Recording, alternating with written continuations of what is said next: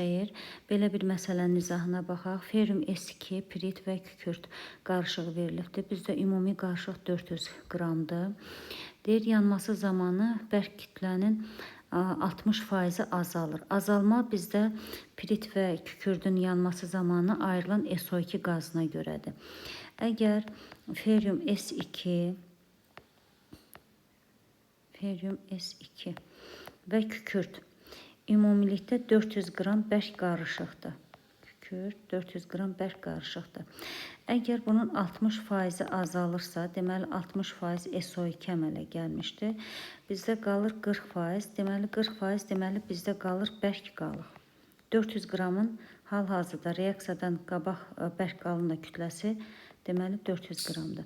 Biz bunları yandırsaq, piritin yanma reaksiyasında 11 mol oksigen, 2 mol ferium 2O3 və 8 mol SO2 əmələ gəlir. Kükürt yanında isə bu zaman 1-1-ə gedir reaksiya, SO2 əmələ gəlir. Əgər bizdə bərk qalıq, reaksiyada baxaq, qazdır,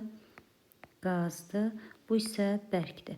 Bizdə bərk qalıq əslində 2 vur, molyar kütlə 160-dır. 160-a 8 moldursa, 400-ün 40%-ni tapaq. Burada 400 vur 40% bərk qalığı tapırıq.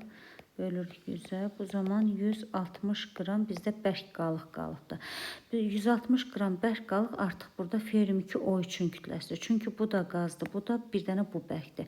Deməli 160 qramı nə qədər SO2-dir bilmirik. X bərabərdir. 160-ı vurursunuz 8-ə, bölürsünüz 2 vur 160-ı.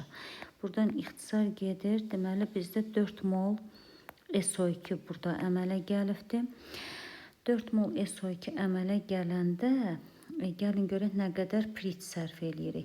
Baxın 2 vur 160-a 4 mol pirit gedir. 4 vur 120.